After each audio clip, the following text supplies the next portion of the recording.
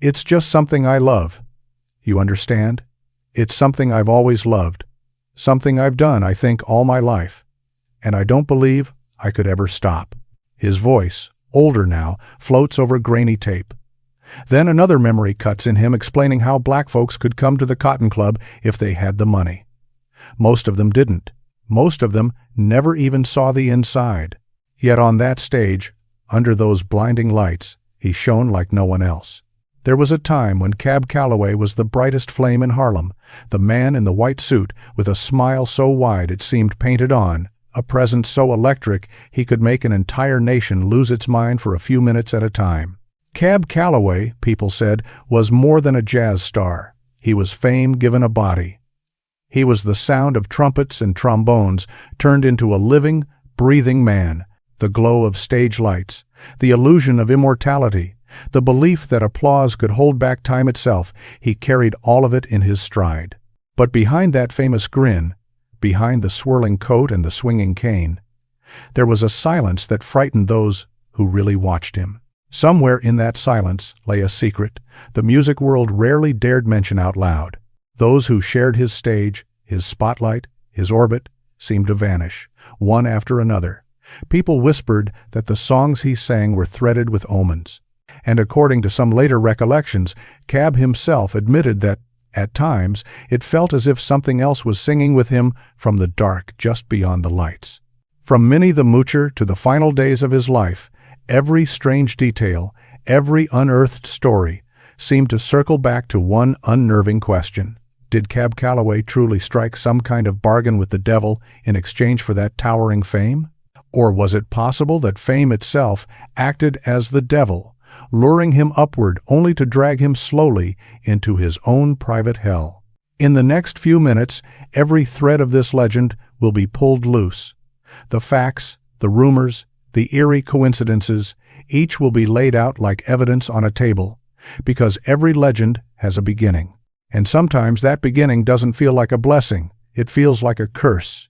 In 1907, in the freezing grip of winter in Rochester, New York, a black child entered a country where the law said slavery was over, but freedom still suffocated under invisible chains. Segregation, quiet hatred, and unwritten rules pressed down on communities like a permanent weight. That child was named Cabell Calloway III, Cab for short, born into a household that looked stable from the outside, but was quietly split down the middle between faith and ambition. His father, a rigid, determined lawyer, believed that only iron discipline and impeccable honor could allow a black man to stand upright in a white man's world. To him, dignity was armor. His mother, a soft-spoken music teacher, believed in something else entirely: beauty, melody, emotion, kindness. She trusted the piano more than any courtroom. In their house, each morning opened with his father's voice reading from the Bible, and each evening closed with the gentle, deliberate notes of his mother at the keys. Between those two sounds, a stern prayer and a fragile melody, a boy grew up divided. From the start, Cab didn't move like everyone else. When the family sang hymns in careful, solemn unison, he would change the rhythm, sway his shoulders, twist his feet, turning worship into a kind of dance that made the room feel suddenly alive. To his father, that was disrespect, a small blasphemy, a joke at the expense of God. But to Cab, it was the first time he felt something inside him wake up, like his body and the music shared a secret language. He didn't yet understand that every spin, every offbeat laugh, was widening an invisible crack that ran straight through his family. As he grew taller, that invisible crack became a canyon. The distance between father and son stretched wider with every year. On one side stood discipline, pride, and the unshakable belief that survival meant obeying the rules. On the other side stood instinct, rhythm, and a desperate, burning need to be seen, heard, loved. Whenever his father's hand came down in anger, Cab's eyes drifted not to the floor, not to the door, but to the piano in the corner.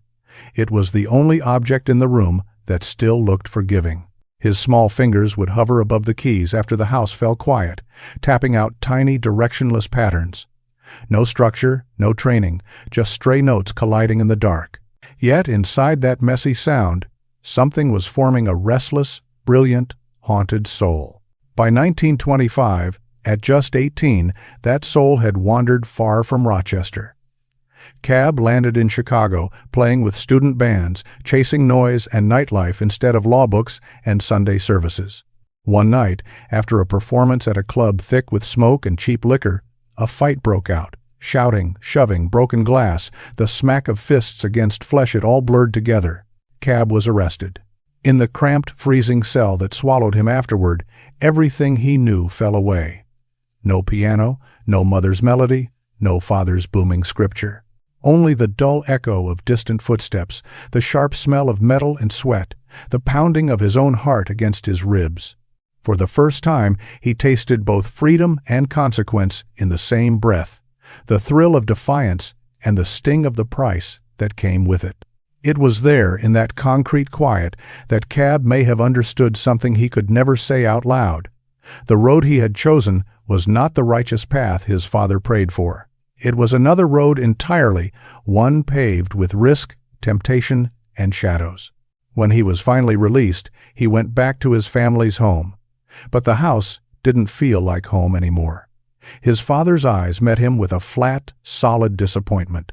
His mother's eyes filled with tears she couldn't stop. In that heavy silence, Cab understood without anyone saying a word. Every prayer that had once been whispered over his name had fallen away. So he walked out. Neighbors later recalled seeing him moving straight down the street through the rain, clothes soaked, face unreadable. He didn't run. He didn't cry. He didn't turn back. He just kept walking with his head tilted up toward the gray, low-hanging sky, as if searching for something in it or daring it to look back. No one knew what was turning through his mind in that moment. They only knew that after that night, the boy called Cab was gone from Rochester. He left behind the warmth of family, the narrow safety of sermons and routines, and stepped into a world that seemed built from shadows and neon. From that day on, he stopped looking for salvation in any church. Instead, he searched for it in the glow of stage lights. He hurled himself into the emerging world of jazz, into Harlem's noisy streets, into crowded rooms full of laughter, liquor, and restless spirits trying to drown their pain in rhythm. People said he sang with all of himself, lungs, heart, bones, everything.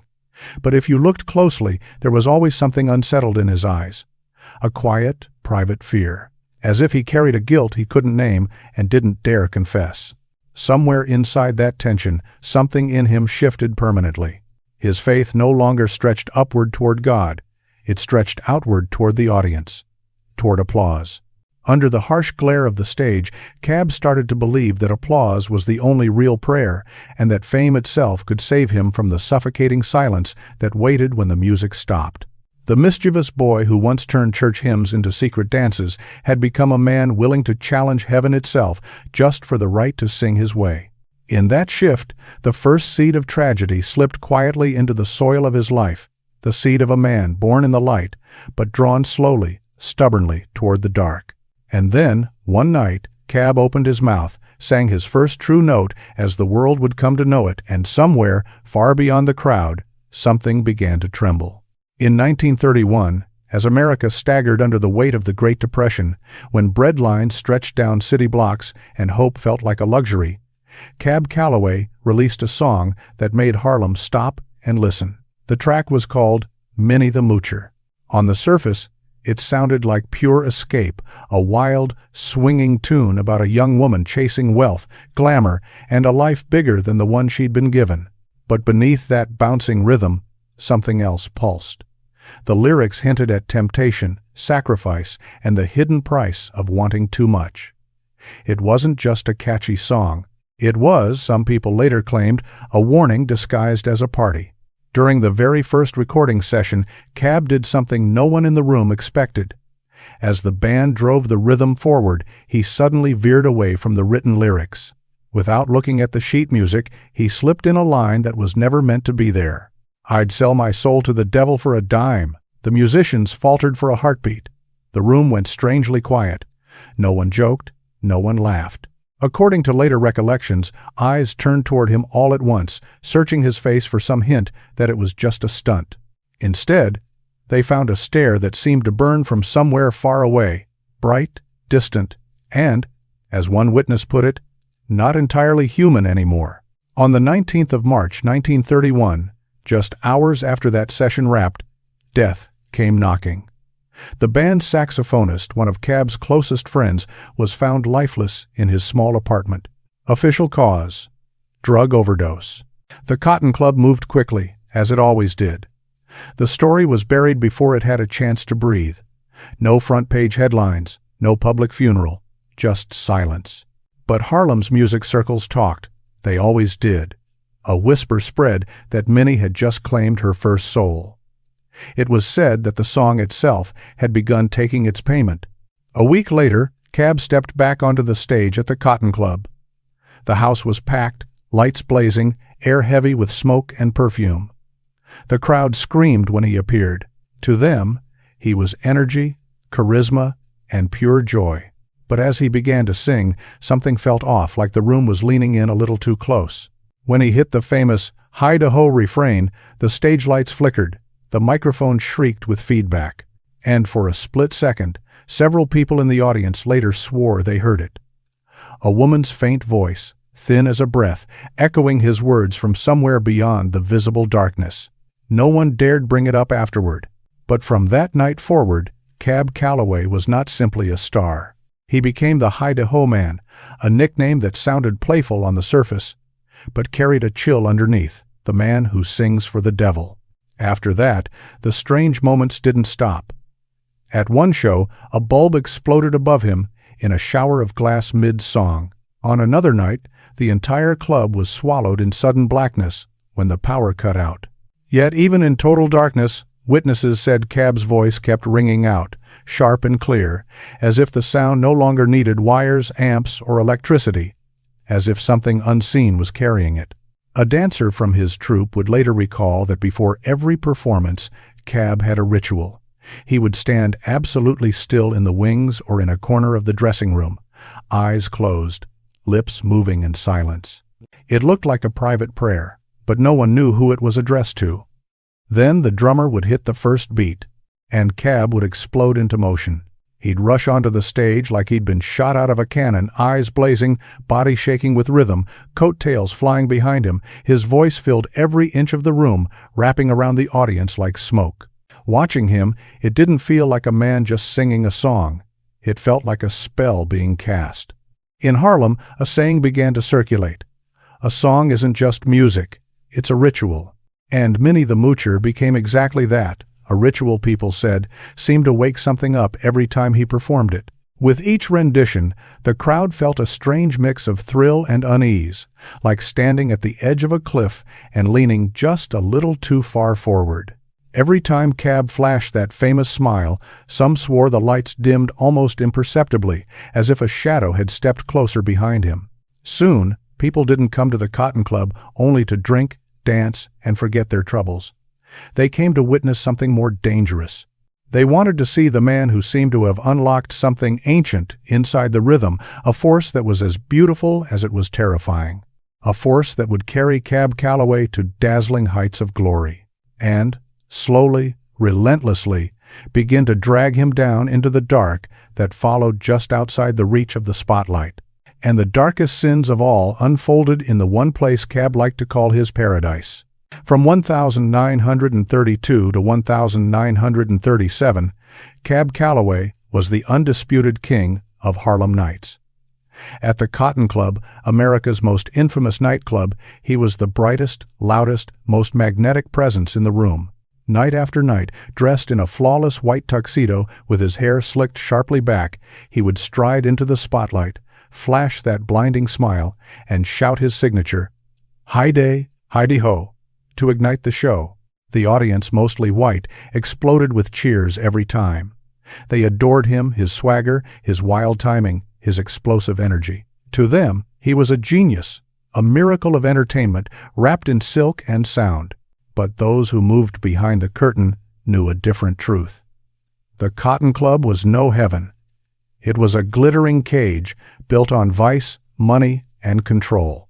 Everything in that place carried a price tag. On stage, it was all sequins, champagne, and fantasy. Backstage, it reeked of liquor, sweat, and quiet threats.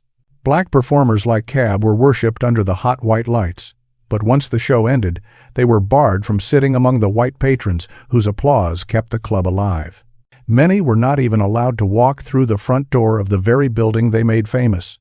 Everyone knew this. Few dared to say it out loud. Cab sat at the center of that contradiction, admired, envied, and, according to some who worked there, quietly feared. People said he carried the energy of fire itself, brilliant, uncontrollable, and ultimately consuming. He performed almost every night, sometimes multiple shows, with barely any rest.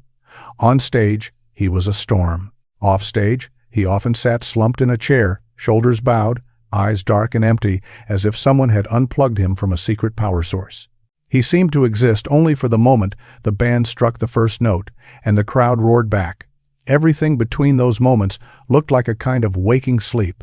It was during these glittering yet suffocating years that his private life began to fray. Cab's name became entangled with some of the most captivating women of the era. According to stories passed around at the time, there were nights when he was seen with Billie Holiday, the young singer whose voice carried a lifetime of sorrow. Other nights, it was Josephine Baker, the legendary performer who had taken Europe by storm. Between these high-profile romances, there were quieter, more secret liaisons with young dancers from his own troupe, women who saw him as a dream or a danger. To some, he was the fantasy they'd chased their whole lives. To others, he was a man to be handled carefully, if at all. Very few ever reached the center of whatever he truly was underneath the charm. Then came the night that split his world open. In May 1933, Harlem woke up to grim news. A dancer named Clara Wright, known in the circles around the club as one of Cab's closest companions, had been found dead, drowned in a lake near the Astor Hotel. She was in her early 20s, with her entire life ahead of her, and it was rumored that she might have been pregnant. Police called it an accident. Files were closed quickly. But many in Harlem didn't accept that explanation. Talk spread in hushed tones, in back rooms and alleyways, that there was more to the story than anyone would admit publicly. Cab disappeared from sight for almost a full day after Clara's death. Those near him said he didn't eat, didn't talk, barely moved. He kept his door shut. A man who lived for noise suddenly wrapped himself in absolute silence. Then, the next morning, as if some invisible switch had been flipped, he walked back onto the stage. The lights came up. The audience screamed his name. He put on his white coat, lifted the microphone, and launched into Minnie the Moocher like nothing had happened. A band member later recalled he had never heard Cab sing with such ferocity. It was as if every ounce of grief and guilt had been poured into his voice, turning each note into a kind of scream that only sounded like music from far away. But when the applause finally broke like thunder and the curtain came down, Cab stepped off stage, removed his coat, and sank into a chair without a word. The room around him buzzed. No one dared to ask a single question. At the Cotton Club, everyone understood one rule: this was not a place where you showed weakness. Not if you wanted to survive. From that night, a strange heaviness settled over his troupe. Accidents began to pile up. Some dancers fainted mid-performance without warning. Others abruptly quit, claiming the atmosphere had become too heavy, that the air itself felt wrong whenever Cab was near the stage. Still others whispered that every time the band hit its peak, they felt something pressing down on their chest like an invisible hand. And over, a pattern seemed to emerge. Every time Cab climbed to a new level of fame, someone close to him seemed to fall away.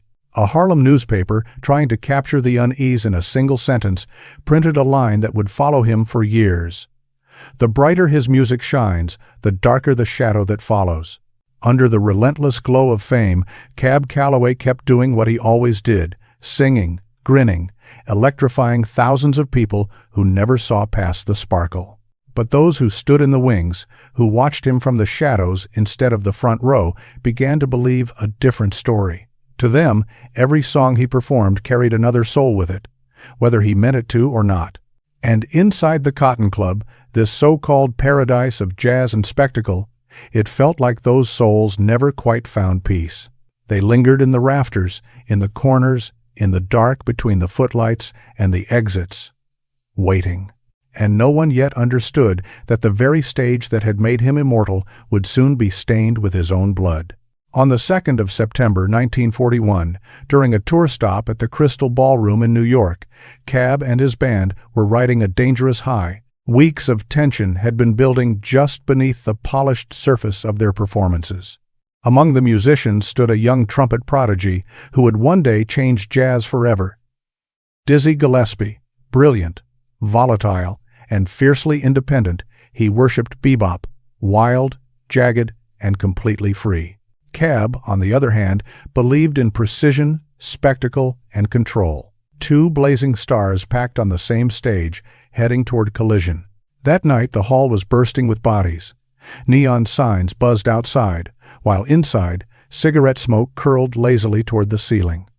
The dance floor pulsed with life. Cab stepped into the glow, trademark cane in hand, smile locked in place. He was the king again. But behind him, among the horns and drums, something was wrong. Gillespie, already known for his temper, looked tight, coiled, unhappy. As Cab conducted the band, swinging his arm in time, a small wad of paper suddenly flew forward and smacked into his back. The audience saw nothing unusual, but Cab felt it hit. He stopped. Slowly, he turned. Witnesses later recalled the moment like a scene frozen in glass. Cab walked toward the back of the stage, his face stripped of its stage smile, eyes cold and calculating. He and Gillespie stood close, too close. There were a few sharp words. No one could quite hear them over the hum of the crowd, and then a flash of movement. The music cut off like someone had yanked the power from the world. No trumpet, no drums, just a metallic clatter, the sound of something hitting the floor, followed by a wave of gasps. Dizzy Gillespie stood there, frozen in horror, a knife still in his hand. Cab staggered, eyes wide, blood streaming down his right leg before he crumpled to the boards. The polished wooden stage turned red under the golden lights. For one long, unbearable moment, there was nothing but silence. Then the screaming began. Cab was rushed to the hospital that night, sirens splitting the darkness. The wound had cut deep into the muscle of his right leg. Doctors stitched it with 3 tight, urgent passes of the needle.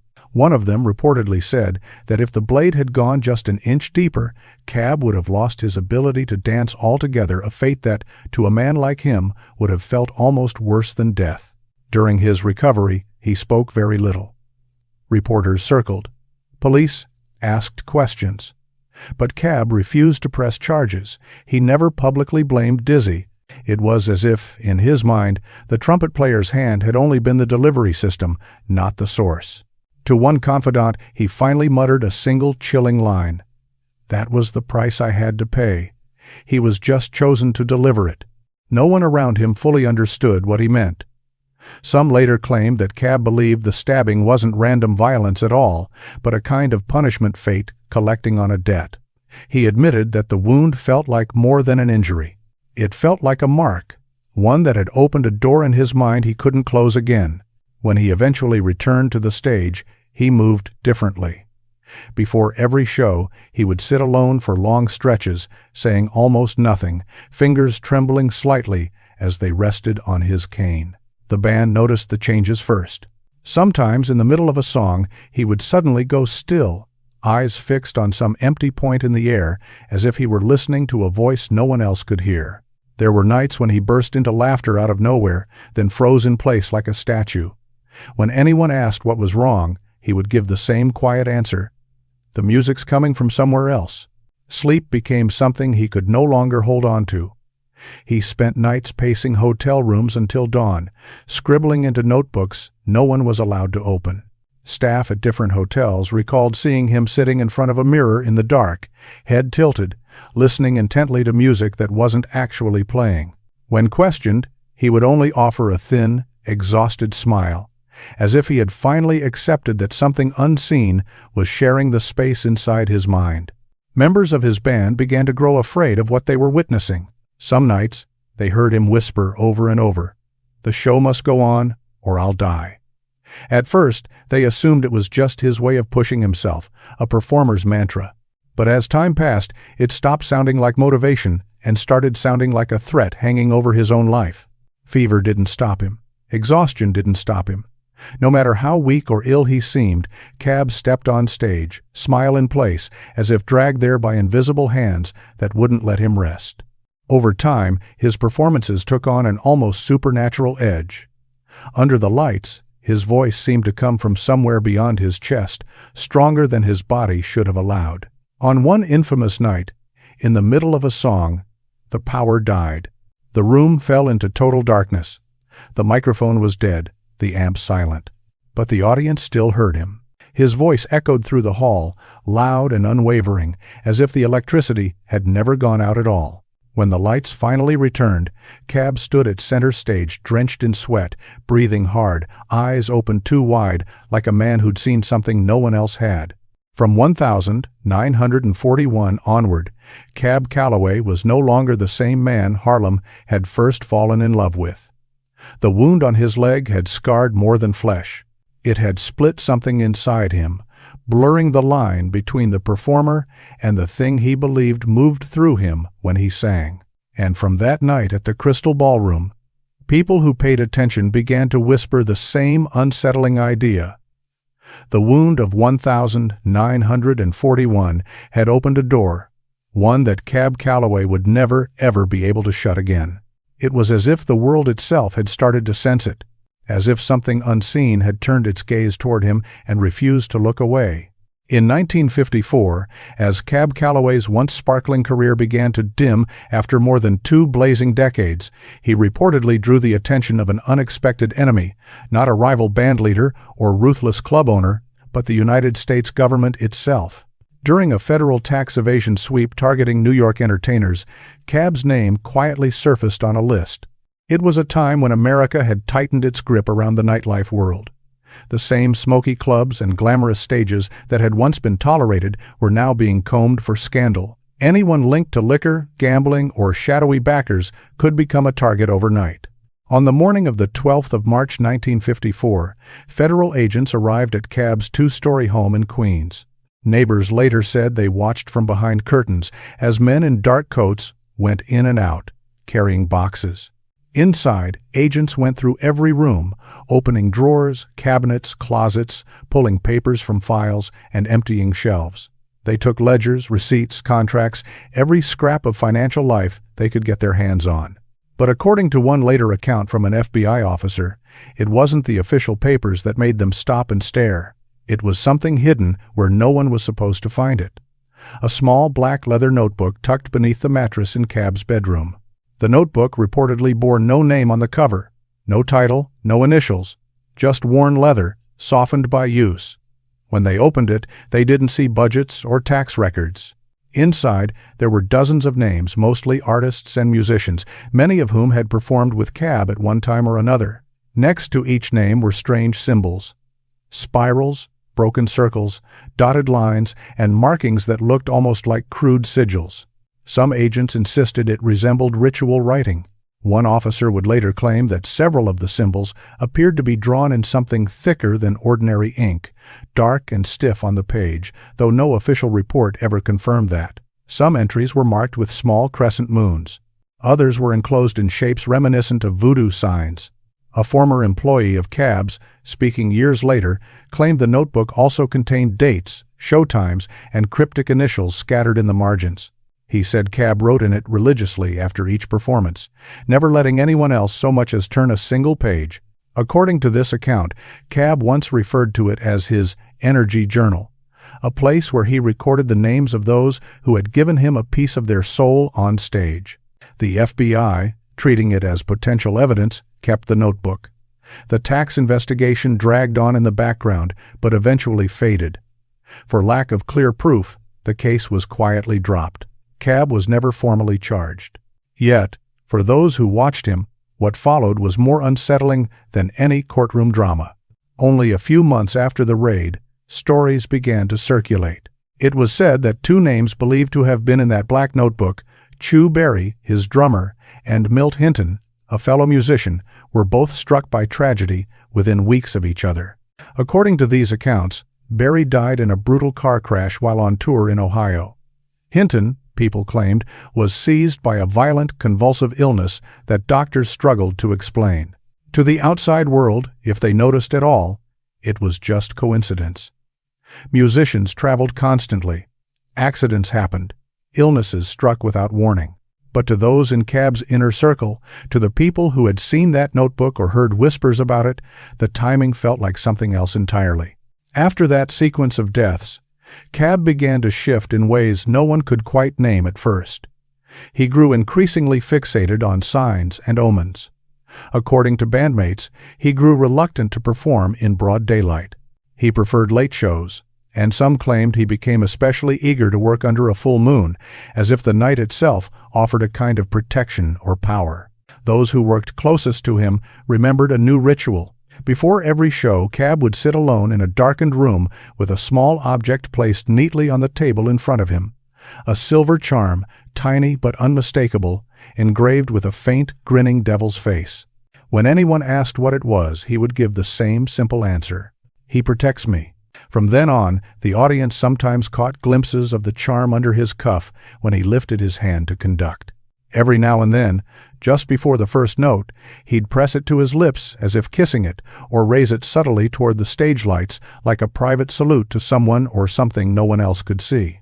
During those performances, people said his eyes changed. They looked deeper, colder, harder to read, yet impossible to look away from. Band members started whispering among themselves that Cab brought something with him every time he stepped on stage, something that thickened the air and made the room feel too alive, like the walls themselves were listening. When the investigation finally ended and the government stepped back, Cab seemed strangely detached from the things most artists fought for: money, deals, contracts, power. He rarely spoke about business anymore. Instead, he filled fresh notebooks, each page covered in crooked lines and private symbols, as if he were continuing a ritual only he understood. In one rare interview with a music magazine, a reporter asked him directly about the confiscated notebook. Cab reportedly sat there for a long moment, then smiled a small, motionless smile that froze the room. When he finally answered, his voice came out low and rough, like gravel being rolled in his throat. "They can take everything," he said. "But he's still here." No one knew for certain who he was. Some assumed Cab meant the music itself, the part of jazz that can't be captured on paper. Others whispered that he was talking about an invisible companion who had followed him for years. A few believed he was referring to something much darker entirely. From that moment on, even his peers stopped seeing him as just another musician. He became a figure wrapped in equal parts admiration and fear. A legend with a gift he himself described as both blessing and curse. Years later, when people reminisced about the old Cotton Club era, they didn't always talk about the roaring crowds or the wild nights first. They talked about Cab. They described finding him alone in a dark room, long after the shows were over, staring out a window while his lips moved in silence, shaping melodies no one else could hear. They said the moonlight would sometimes fall across his face in a perfect line, splitting it clean down the center, one half bathed in a pale glow, the other swallowed in shadow. By then, it was clear to those who watched from the sidelines. Somewhere along the way, Cab Calloway had stepped over an invisible threshold. And soon, the full price of whatever choices he had made on stage and off would finally come due. By the time the 1,960 seconds rolled in, Cab Calloway had become someone even he seemed to barely recognize. The country had changed. The sound had changed. Rock and roll and soul music were roaring through America, swallowing the spotlight that once belonged to big bands and jazz orchestras. The golden age he'd helped define was fading into a hazy memory. Cab still performed now and then, but the nights of overflowing ballrooms and frantic fans were mostly gone. The crowds that had once worshipped him at the Cotton Club and beyond had drifted toward new idols with electric guitars and different rhythms. The man who had once set Harlem on fire now lived quietly in a modest house in Westchester County. No roaring crowds, no all-night parties, just stillness and time. Alone, and in many ways, forgotten. He drank more. He slept less. Neighbors later said that sometimes, late at night or at the gray edge of dawn, they could hear a faint, familiar humming through the thin walls, a ghost of Minnie the Moocher, or one of his old hits, repeating in low, tired tones. It was like he couldn't stop singing, even when there was no one left to applaud. Stranger still, he had started talking to himself. At least, that's what his family thought at first. His daughter, Chris Calloway, would later recall in an interview that her father often stood in front of the mirror, lips moving, as if holding a conversation with someone only he could see. Sometimes he laughed softly at something unseen. Other times he frowned, arguing with the reflection. And there were nights when he suddenly began to cry, with no visible trigger at all. She remembered one confession that never left her. His voice, usually so strong, trembled when he said it. "Every time I look in the mirror, someone's standing right behind me." Family members tried to explain it away. Age, loneliness, the weight of a long life, catching up to him. But those who had followed his journey from the Cotton Club to the Crystal Ballroom, from that first whisper of a devil's bargain in 1931, believed something else. They knew that for decades, Cab had walked with the feeling that he wasn't entirely alone. That something had been following him ever since Minnie the Moocher first echoed through Harlem. By the late 1972, when most would have assumed his story was all but over, Hollywood called him back. He was invited to appear in a new film, The Blues Brothers, to perform his legendary Minnie the Moocher for a new generation. It was supposed to be a triumphant return, a chance to stamp his legacy onto the screen forever. Instead, it felt more like a final reckoning. On the Chicago set, Cab stepped under the bright studio lights once more, dressed in his element, ready to deliver the song that had followed him his entire life.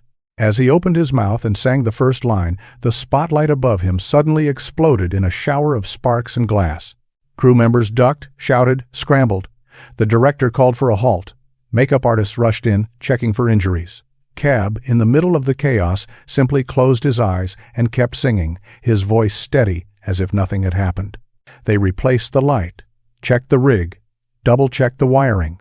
Then they started again. Once more, the spotlight above him blew out. This time, they stopped the shoot. The explanation was simple and technical.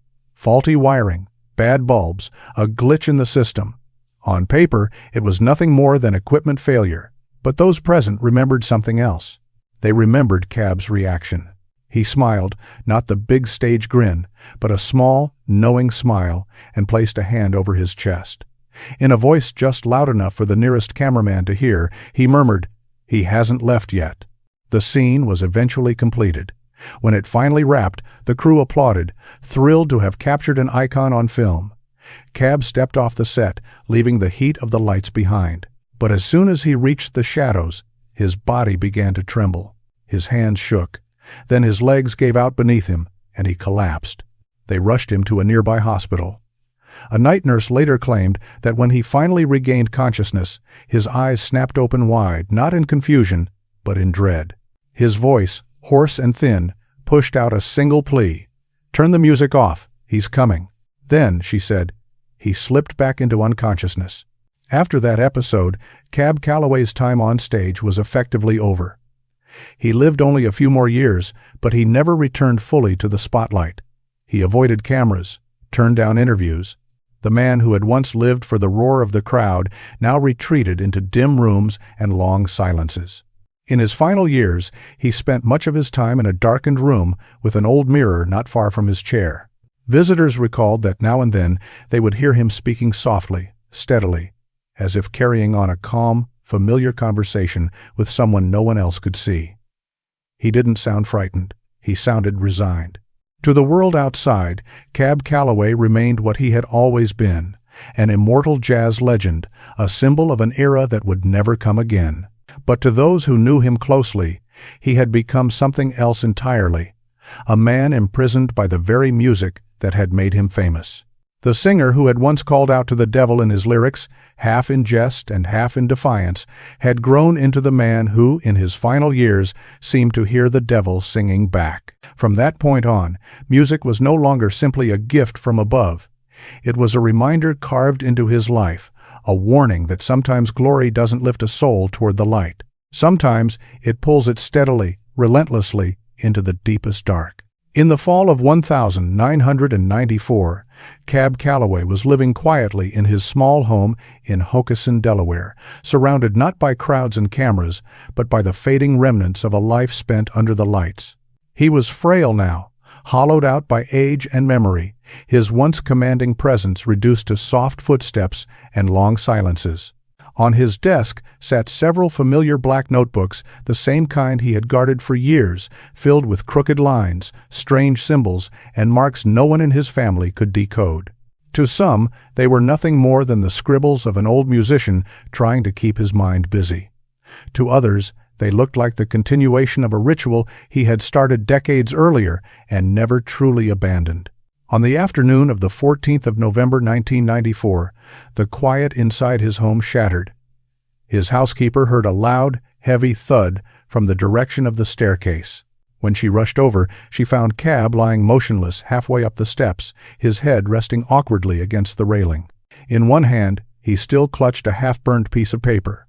Beside him lay a fountain pen and a candle that had gone out, leaving a thin trail of smoke.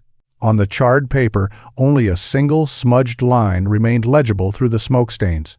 He finally came to collect. The trembling handwriting looked as though it had been written seconds before he fell.